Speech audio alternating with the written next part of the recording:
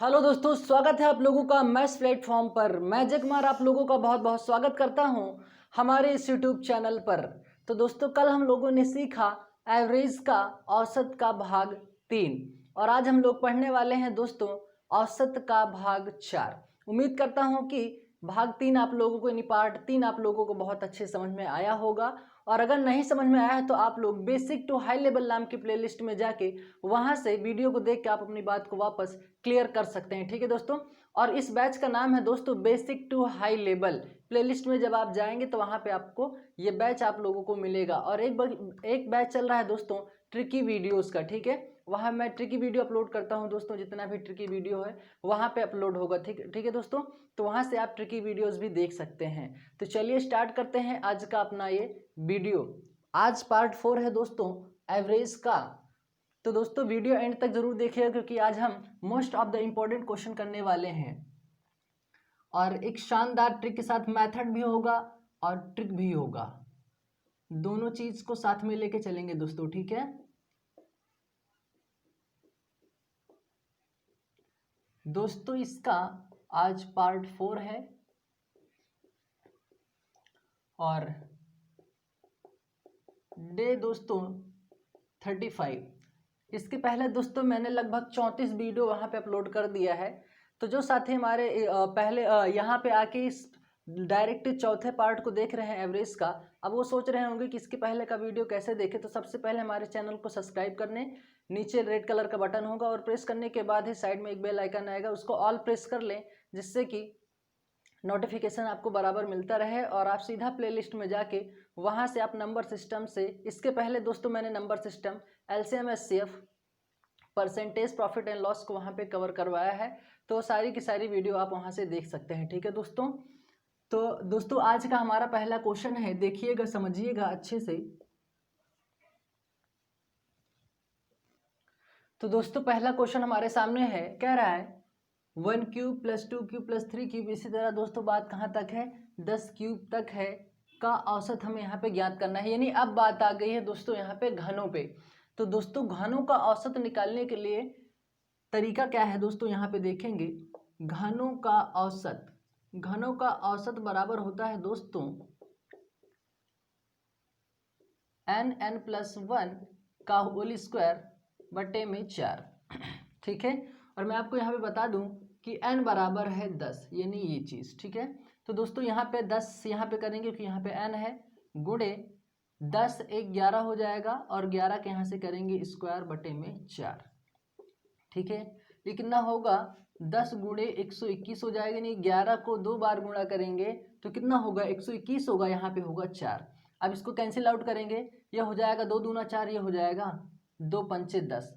अब इसका मल्टीप्लाई कीजिए 121 गुणे 5 करेंगे तो यहाँ पे होगा दोस्तों 5 का नम 5 हो जाएगा, 5 दूना 10 हो जाएगा, 5 का नम 5 1 6 हो जाएगा बटे में 2। और जब इसको कैंसिल आउट करेंगे दोस्तों ये कितना होगा 2 3 6 हो जाएगा यहाँ पे। ठीक है, उसके बाद यहाँ पे 0, 2 दूना 4, 2 पंचे 10। तो दोस्तों जो हमारा घनों का औसत होगा वो होगा 302.5। तो उम्मीद करता हूँ बात समझ में आई होगी आप लोगों को। जब भी आपको घनों का औसत निकालने के लिए बोले तो ये फॉर्मूला आपको याद होना चाहिए। ठीक है दोस्तों, n+1 का होल स्क्वायर बटे में 4। ठीक है, बस n की वैल्यू मैंने आपको 10 यहाँ पे है। ठीक है, यहाँ पे जितना वैल्यू बोले दोस्तों वही n का मान रखे चली जाइए और कैलकुलेट कर लीजिए, आंसर आप लोगों का बिल्कुल फाइंड आउट हो जाएगा। ठीक है, तो उम्मीद करता हूँ बात समझ में आई होगी। स्क्रीनशॉट ले लीजिए, फिर बढ़ते हैं हम लोग अपने अगले क्वेश्चन की तरफ।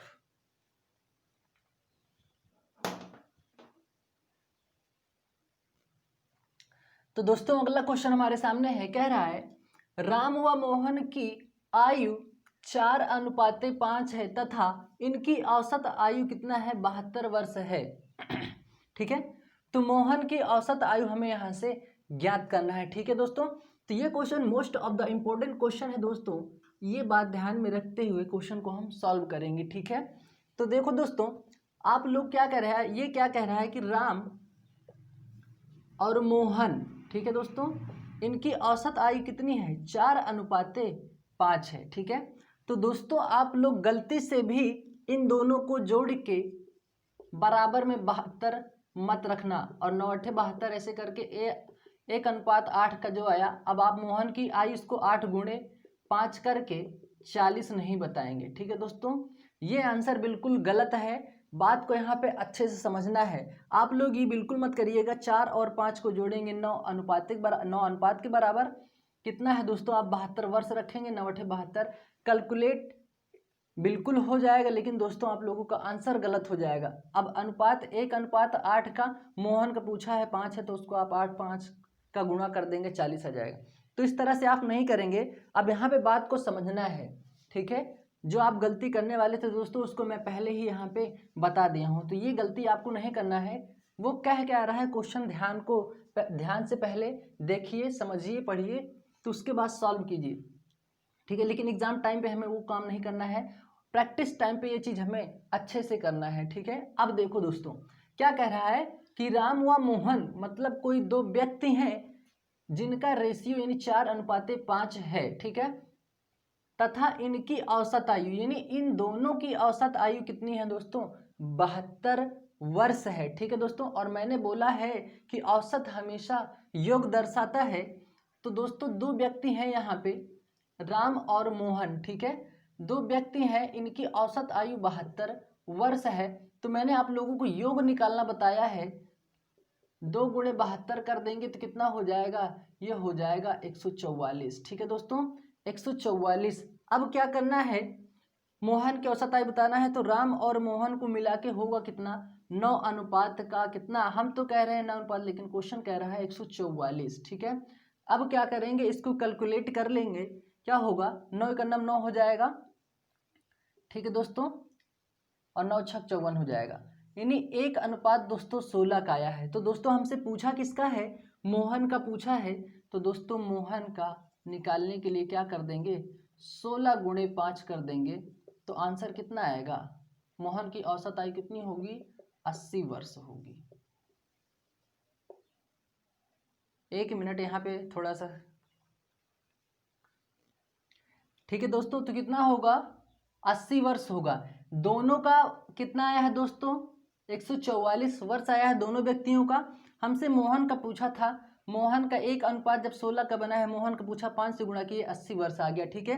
अगर यहीं भी बोलता कि हमें राम का औसत आयु बताइए, तो हम क्या करते, 16 गुणे 4 कर देते, बिल्कुल कितना हो जाता, 64 हो जाता। और आप 80 और 64 जोड़िए, बिल्कुल 144 आएगा, कितना आएगा, बिल्कुल 144 आएगा।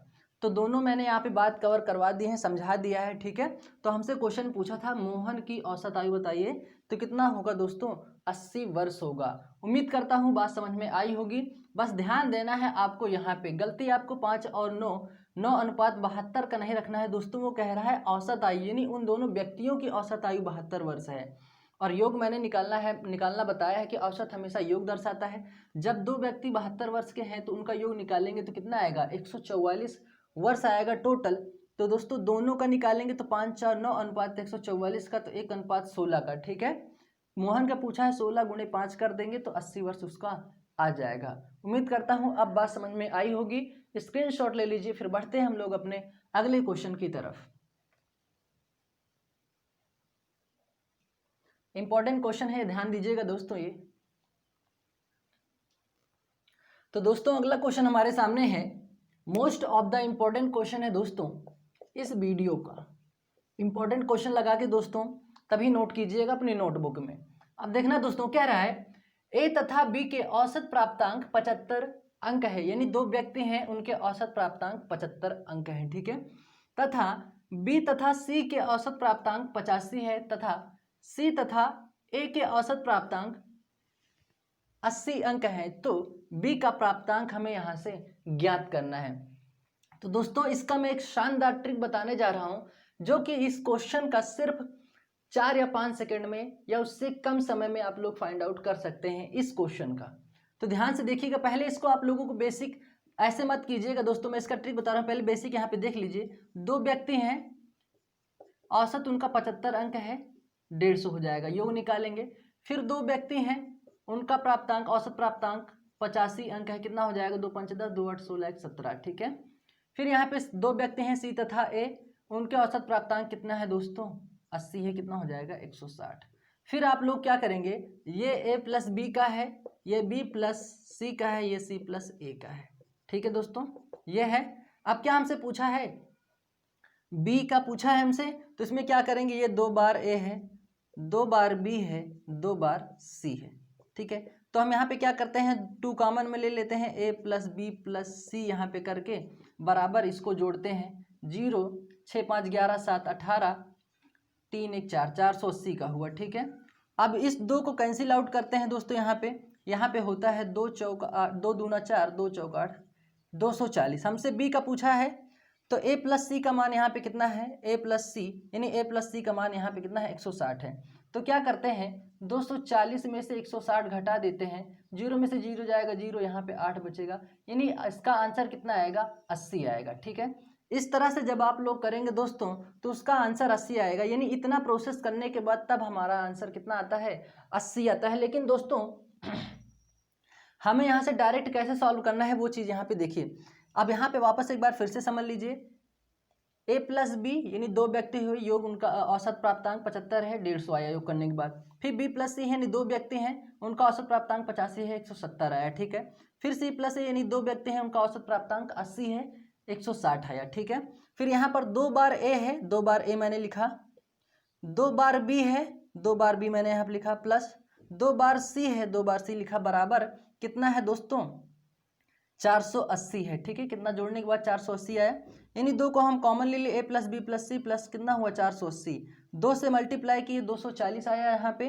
फिर हमसे पूछा है b का मान, तो b यहाँ पे ऐसे हम रहने दिए, a और प्लस c का मान कितना है, 160 है, तो 240 में से 160 माइनस कर दिए, कितना आया, 80 आया। ठीक है, लेकिन इसी क्वेश्चन को देखो दोस्तों, सेकेंडों हम लोग कैसे आंसर फाइंड आउट करते हैं, तो ध्यान से देखिएगा, समझिएगा। ये था दोस्तों इसका बेसिक, लेकिन इसका ट्रिक देखिए दोस्तों, स्क्रीनशॉट ले लीजिए, फिर इसका ट्रिक मैं बताता हूं आप लोगों को अच्छे से। स्क्रीनशॉट ले लीजिए, देखिए दोस्तों इसका मैं एक ट्रिक बताने जा रहा हूं जो कि बहुत ही शानदार है। अगर आप इतना प्रोसेस करते हैं तब जाके आप लोगों का आंसर आएगा, लेकिन मैं जो ट्रिक बताने जा रहा हूं उससे देखो कितना जल्दी आंसर आप लोगों का आता है। तो ध्यान से देखिएगा, समझिएगा। अब देखो दोस्तों, a प्लस बी का औसत प्राप्तांक कितना है दोस्तों, 75 है। ठीक है, 75 आप ऐसे लिख लीजिए। b प्लस सी का औसत प्राप्तांक कितना है, 85 है, 85 लिख लीजिए। c प्लस ए का औसत प्राप्तांक कितना है, 80 है, 80 लिख दीजिए। अब दोस्तों एक बात बताओ मुझे कि हमसे यहाँ पे पूछा है b का प्राप्तांक होगा। अब यहाँ पे ऐसा कौन सा जोड़ा है दोस्तों जिसमें b नहीं है, वापस फिर से एक बार सुन लीजिए, इन तीनों में ऐसा कौन सा जोड़ा है जिसमें b नहीं दिखाई दे रहा है। ठीक है, यानी आपसे b ही नहीं, अगर यहाँ पूछता a तो हम ये देखते कि ऐसा कौन सा जोड़ा है जहाँ पे a नहीं है। हमसे c पूछता है, यहाँ पे c का प्राप्तांक होगा, तो हम ऐसा ढूंढते कि ऐसा कौन सा जोड़ा है जिसमें c नहीं है। तो पहले b वाली की बात की गई यहाँ पे, तो हम b का यहाँ पे देख लेते हैं। तो दोस्तों ऐसा जोड़ा सिर्फ c और a है जिसमें b नहीं है। देखो यहाँ पे b प्लस सी यानी b इसमें है, a प्लस बी यानी b इसमें है। तो दोस्तों जिसमें b है उसको तो कर लीजिए प्लस, वापस एक बार फिर से समझ लीजिए, सुन लीजिए, जिसमें b है उसको तो कर लीजिए प्लस, और जिसमें b नहीं है उसको कर लीजिए माइनस। ये बहुत ही शानदार ट्रिक है दोस्तों इस क्वेश्चन के लिए। जिसको प्लस किया गया है दोस्तों उसको कर लीजिए प्लस, ठीक है, जिसको माइनस किया गया है इसको जोड़ लीजिए, उसके बाद इसको माइनस कर लीजिए। 5 5 10, 8 7 15, 1 16। ठीक है, अब क्या करो, जिसको माइनस करना है उसको इसी में से क्या कर दो, माइनस कर दो। तो दोस्तों लीजिए, आ गया आंसर आप लोगों का। आंसर कितना आया दोस्तों, 80 आया, यानी बी का प्राप्तांक कितना होगा, 80 अंक होगा। तो उम्मीद करता हूं कि ये ट्रिक आप लोगों को समझ में आई होगी, पसंद आई होगी। दोस्तों अगर पसंद आया है तो लाइक और शेयर तुरंत के तुरंत कर दीजिए और सपोर्ट कीजिए अपना। वापस एक बार फिर से सुन लीजिए, ये तो रही बात बी की। अगर यहीं पे कहता भाई ए का प्राप्तांक होगा, यहाँ पे तीनों बात समझ लेते हैं ए बी सी का, तो हमसे क्वेश्चन पूछा था बी का प्राप्तांक, तो बी का प्राप्तांक हम लोग यहाँ पे फाइंड आउट कर लिए, 80 अंक होगा। लेकिन पूछता अगर ए का प्राप्तांक होगा तो हम ये ढूंढते कि किस जोड़े में ए नहीं है, किस जोड़े में ए नहीं है। तो दोस्तों इसमें देखो किस जोड़े में ए नहीं है, बी और सी में ऐसा एक जोड़ा है जिसमें ए नहीं है। तो दोस्तों हम लोग क्या करते, 80 और 75 को जोड़ते, यानी 80 और 75 को जोड़ते कितना हो जाएगा, ये हो जाएगा 8 7 15, 55 हो जाएगा। अब जिसमें दोस्तों ए है, ए नहीं है उसको क्या कर लो, जिसमें ए है, जिसमें ए था दोस्तों इस क्या किए 80 और 75 को जोड़े यहाँ पे, और जिसमें ए नहीं है उसको क्या कर लो दोस्तों, माइनस कर लो। ये क्या हो जाएगा 10 हो जाएगा, ये हो जाएगा 8 7 15, यानी जो ए का प्राप्तांक होगा वो होगा 70। ठीक है, बी का प्राप्तांक 80, ए का प्राप्तांक 70। अगर यहीं पे हमसे पूछता कि सी का प्राप्तांक होगा तो हम क्या करते, अब ऐसा जोड़ा यहाँ पे ढूंढते जिसमें सी नहीं है। तो दोस्तों ए प्लस बी ऐसा जोड़ा है जहाँ पे सी नहीं है, जबकि यहाँ पे बी प्लस सी प्लस इन दोनों में है। तो जिसमें सी है दोस्तों उन दोनों को जोड़ लो, यानी 85 और 80 को जोड़ेंगे, 85 और 80 को जोड़ेंगे कितना हो जाएगा, ये होगा 5 8 8 16। और जिसमें दोस्तों सी नहीं है उसको क्या कर लीजिए, घटा लीजिए, 75 इसमें से घटा लीजिए, तो 5 में से 5 जाएगा 0, 9 7 16।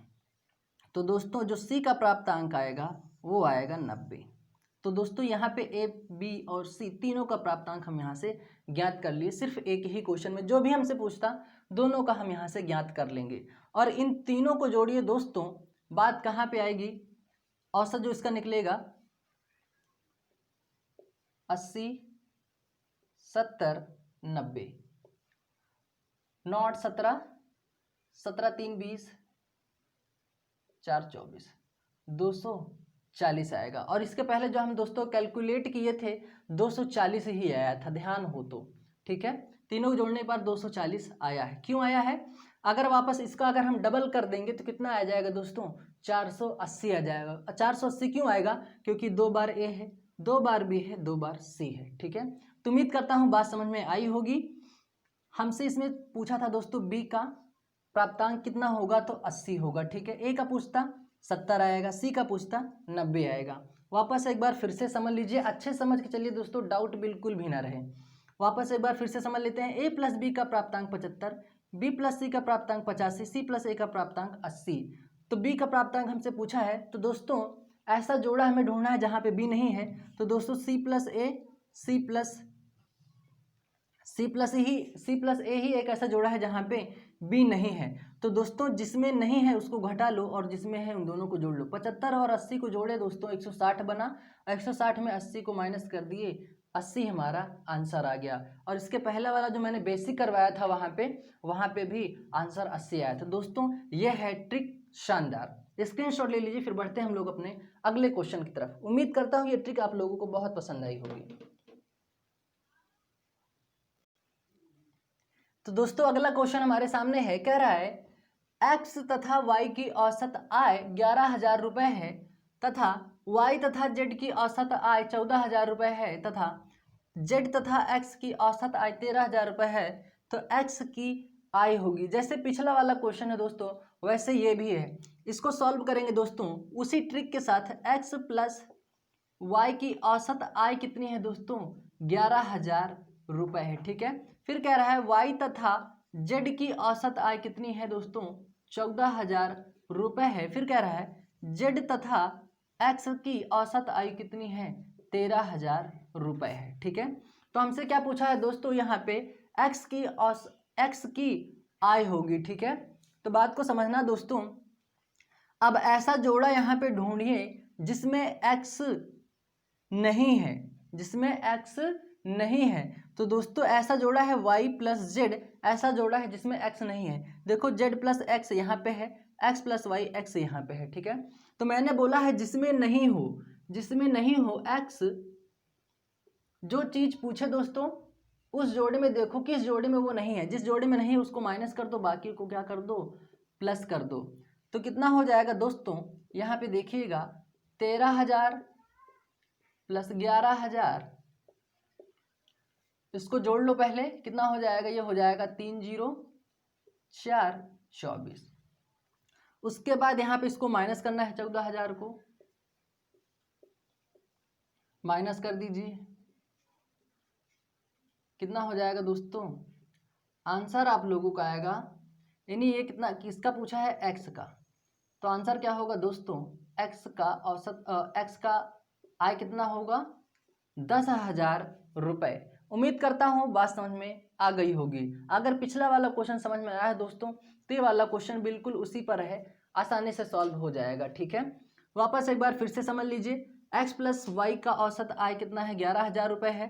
y प्लस जेड का औसत आय 14,000 रुपये है। z प्लस एक्स का औसत आय 13,000 रुपये है। ठीक है, तो जिसमें दोस्तों क्या पूछा है, x की आय क्या होगी, तो दोस्तों ये हमें देखना है कि किसमें x नहीं है, किस जोड़ी में। तो दोस्तों y प्लस जेड ऐसा जोड़ा है जिसमें x नहीं है, तो जिसमें नहीं है उसको माइनस कर लो, बाकी दोनों को जोड़ लो। 11 और 13 को जोड़ा, 24,000 आया, 24,000 में 14,000 माइनस कर दिए, x का जो है आय हमें पता हो गया 10,000 रुपये। ठीक है, तो उम्मीद करता हूँ बात समझ में आई होगी। स्क्रीनशॉट ले लीजिए, फिर बढ़ते हैं हम लोग अपने अगले क्वेश्चन की तरफ।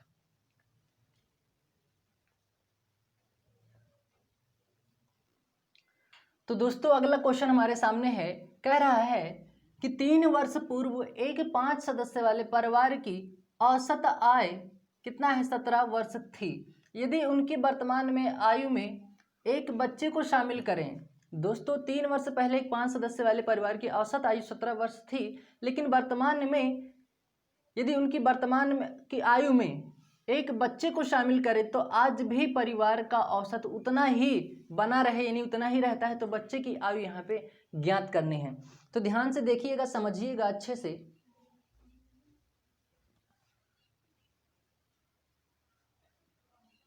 कह रहा है 3 वर्ष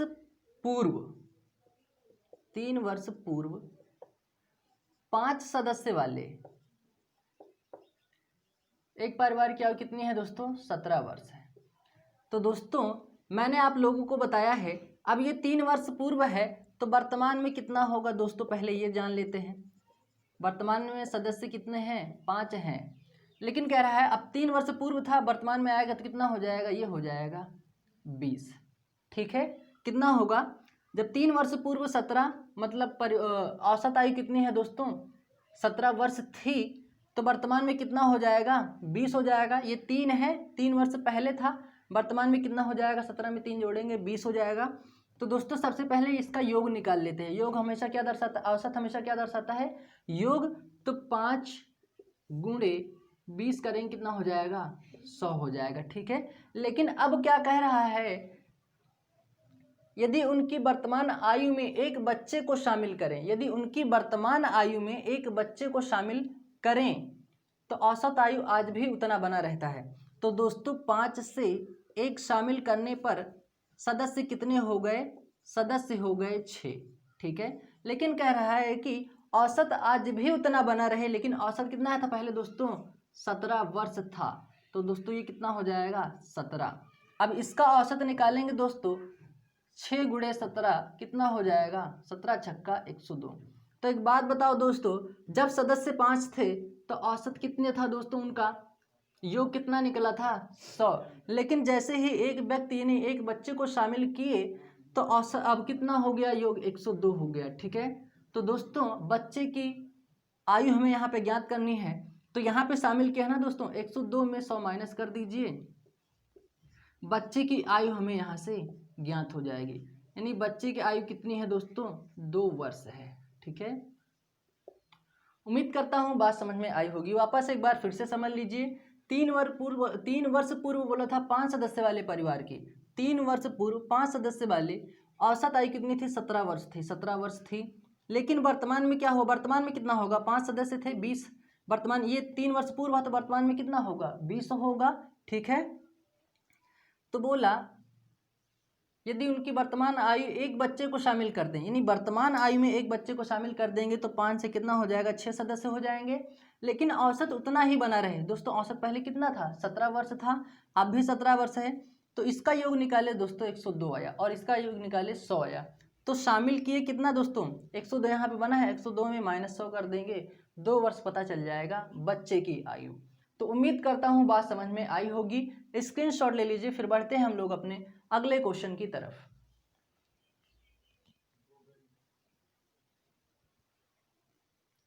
तो दोस्तों अगला क्वेश्चन हमारे सामने है, कह रहा है कि एक रेलगाड़ी x किलोमीटर प्रति घंटा के चाल से जाती है तथा y किलोमीटर प्रति घंटा की चाल से वापस लौटती है।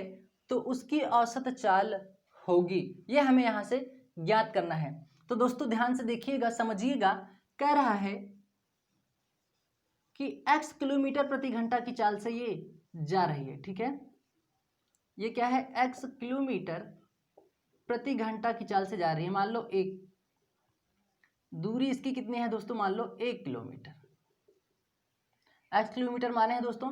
फिर कह रहा है तथा y किलोमीटर प्रति घंटा की चाल से, तथा y किलोमीटर प्रति घंटा की चाल से वापस लौटे, y किलोमीटर प्रति घंटा, ये भी एक। ठीक है, तो बोला है कि औसत चाल ज्ञात कीजिए। तो दोस्तों आप लोगों को पता होगा कि चाल बराबर होता है, चाल बराबर दूरी बटा समय। दूरी बटा क्या होता है, समय होता है। अब यहां ध्यान से देखिएगा, अच्छे से समझिएगा। दूरी कितनी है दोस्तों, 1 किलोमीटर, ये भी 1 किलोमीटर। दोनों को जोड़ेंगे दोस्तों कितना होगा, 1 + 1 होगा। ठीक है, अब उसके आगे समझिएगा। तो दोस्तों क्या हुआ, 1 किलो, मान लो यहाँ पे हम 1 किलो इसका माने दूरी, 1 किलोमीटर उसकी मान ली दूरी। और क्या कह रहा है, दूरी कितनी हुई 1, और 1 + 1 क्यों लिखे दोस्तों, मैंने आप लोगों को बताया है जीत हार पास फेल कम देरी क्या दर्शाते हैं दोस्तों, अंतर को दर्शाते हैं ना। तो यहाँ पे दोस्तों मैंने क्या किया, 1 मिनट, वहाँ पे ये लॉजिक नहीं लगेगा। यहाँ पे एडिशन किया दोस्तों, कितना हुआ 1 + 1, 1 किलोमीटर जा रहा है, 1 किलोमीटर आ रहा है। ठीक है, यानी जा रहा है और वापस आ रहा है, तो दोनों क्या किए, जोड़ दिए। तो दोस्तों ये तो हो गया दूरी का, ये क्या हो गया, दूरी का हो गया। लेकिन समय बराबर क्या होता है, दूरी बटा चाल होता है। तो दोस्तों वापस एक बार यहाँ से फिर से देखिएगा, समझिएगा अच्छे से। दूरी कितना है दोस्तों, 1 है। ठीक है, समय बराबर क्या होता है, दूरी बटा चाल। तो दूरी हो गया, चाल कितना है, x किलोमीटर, तो यहाँ पर रख दीजिए x। ठीक है, प्लस, ठीक है, उसके बाद क्या करना है, तो ये कितना हो जाएगा दोस्तों, 1 कितना हो जाएगा, y। अब देखना, बात को समझना दोस्तों, चाल बराबर होता है दूरी बटा समय। तो दूरी कितनी है दोस्तों, 1 और 1 दोनों को जोड़ेंगे 2 होगा, 1 + 1 की अलग अलग। ठीक है, फिर समय बराबर होता है दूरी बटा चाल। तो दोस्तों दूरी 1 हुआ, चाल कितना हुआ, x।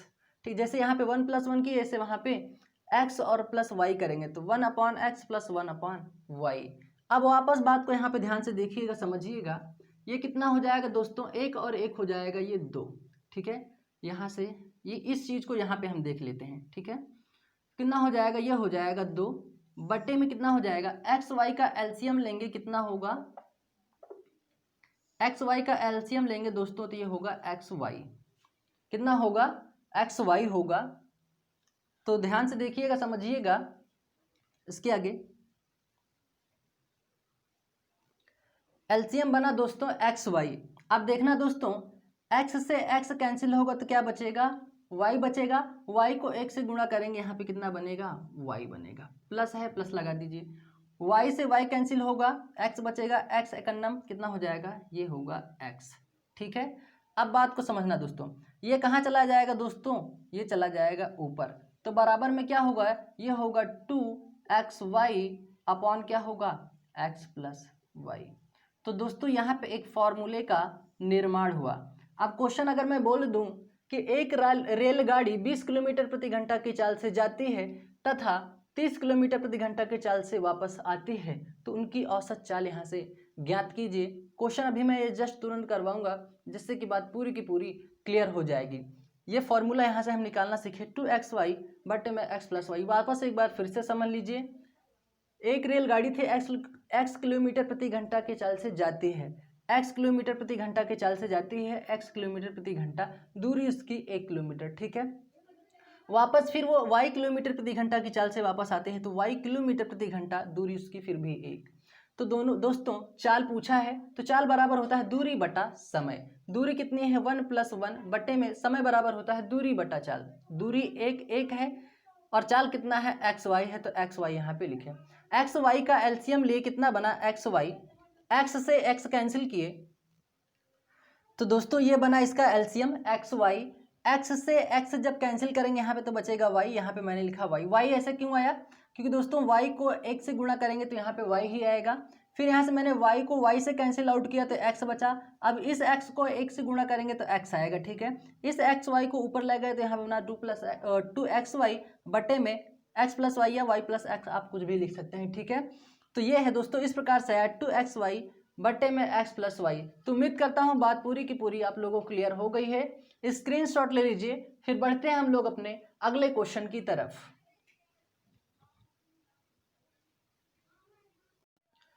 तो दोस्तों क्वेश्चन हमारे सामने है, कह रहा है एक रेलगाड़ी 20 किलोमीटर प्रति घंटा की चाल से जाती है तथा 30 किलोमीटर प्रति घंटा की चाल से वापस लौटती है, तो उसकी औसत चाल हमें यहाँ से ज्ञात करना है, ठीक है दोस्तों। तो देखिए अच्छे से समझिए, सबसे पहले इसका बेसिक समझ लेते हैं, फिर इसका ट्रिक पे अप्लाई करके तुरंत आंसर फाइंड आउट करेंगे। तो बेसिक इसका देखेंगे, रेलगाड़ी है दोस्तों वो 20 किलोमीटर प्रति घंटा की चाल से जाती है, ठीक है दोस्तों, और वही रेलगाड़ी वापस 30 किलोमीटर प्रति घंटा की चाल से वापस आती है, ठीक है। तो दोस्तों यहाँ पे क्या होता है, चाल बराबर होता है, हमें चाल ज्ञात करना है, औसत चाल। चाल बराबर होता है दूरी बटा समय। क्या होता है दोस्तों, दूरी बटा समय। अब यहां से देखिएगा, अच्छे समझिएगा, दूरी कितना है दोस्तों, किलोमीटर प्रति घंटा, यानी एक घंटे में 20 किलोमीटर, ठीक है। ये भी एक घंटे में 20 किलोमीटर, एक घंटे में 30 किलोमीटर, एक घंटे में 20 किलोमीटर। तो समय बराबर होता है दोस्तों दूरी बटा चाल। दूरी कितना हो गया यहाँ पे, समय बराबर दूरी बटे में कितना है दोस्तों, चाल कितना है 20 प्लस, ठीक है। उसके बाद फिर दूरी क्या है 1, चाल कितना है 30। अब ध्यान से देखना दोस्तों, वहां पे क्या किए थे, 1 + 1 बटे में 1/x + 1/y, ठीक है। अब यहां से बात को समझते हैं अच्छे से। 30-20 का एलसीएम लेंगे, कितना बनेगा दोस्तों, 60 बनेगा, ठीक है। 20 को डिवाइड करेंगे 3 बार जाएगा, 20 × 3 = 60, 3 आएगा, 3 का नम कितना हो जाएगा दोस्तों 3, ठीक है। 30 दूना 60, 2 आया, 2 को 1 से गुणा करेंगे कितना बनेगा 2, और ऊपर क्या है दोस्तों 1 और 1 कितना हो जाएगा 2 हो जाएगा। ये 60 दोस्तों ऊपर चला जाएगा, कितना होगा 2 × 60/3, 2 कितना हो जाएगा 5 हो जाएगा। 5 12 में कितना होगा दोस्तों 60, तो 12 दूना 24 किलोमीटर प्रति घंटा हमारा क्या हो जाएगा, औसत चाल हो जाएगा। 24 किलोमीटर प्रति घंटा इसका क्या हो जाएगा, औसत चाल हो जाएगा। तो उम्मीद करता हूं ये बेसिक आप लोगों को समझ में आया होगा। देख लेते हैं इसका हम ट्रिक क्या है जो हम यहीं से निकाले थे, ठीक है। तो ट्रिक क्या है वो देखिएगा दोस्तों, अच्छे से समझिएगा।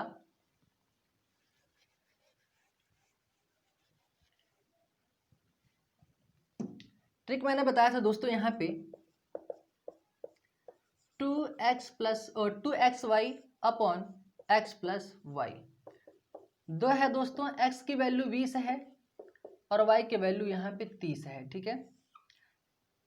20 × 20 प्लस यहाँ पे कर दीजिए 30, ये कितना हो जाएगा 3 दूना 6, यानी 20 × 30 करेंगे कितना हो जाएगा 600 हो जाएगा यहाँ पे, ठीक है, बटे में 50। 30 20 कितना हो जाएगा 50, 0 से 0 कैंसिल हो जाएगा, 5 12 में कितना हो जाएगा 60, 12 दूना कितना हो जाएगा 24 किलोमीटर प्रति घंटा क्या होगी दोस्तों, उसकी औसत चाल होगी। तो दोस्तों देख लीजिए कितना आसान है, बेसिक करेंगे तब भी आ जाएगा और ट्रिक से करेंगे दोस्तों कम समय लगेगा, और दोस्तों एग्जाम टाइम में हमें कम समय ही लगाना है, ठीक है। तो दोस्तों ये था आज का हमारा वीडियो। उम्मीद करता हूँ कि सारा का सारा वीडियो, जितने भी क्वेश्चन थे आप लोगों को अच्छे समझ में आया होगा। तो दोस्तों आप लोग सपोर्ट कीजिए, अच्छे से कमेंट कीजिए, जो भी सीखने को मिले दोस्तों आप लोगों को वीडियो में वो कमेंट कीजिए, और जो चीज़ ना समझ में आए दोस्तों वो चीज़ भी कमेंट कीजिए, ताकि उसका सलूशन आप लोगों को मिल सके, ठीक है। तो अच्छे से तैयारी कीजिए दोस्तों, मन लगा के, कंटिन्यूटी बना के। तो मिलते हैं दोस्तों अगले वीडियो में एक शानदार वीडियो के साथ, एक मेथड ट्रिक सबके साथ मिलेंगे, दोनों के साथ, ट्रिक और मेथड भी, ठीक है। तो आप लोग लाइक कीजिए, सब्सक्राइब कीजिए, कमेंट कीजिए और ज़्यादा से ज़्यादा शेयर कीजिए, ठीक है दोस्तों। तो मिलते हैं अगले वीडियो में, तब तक के लिए थैंक यू, जय हिंद।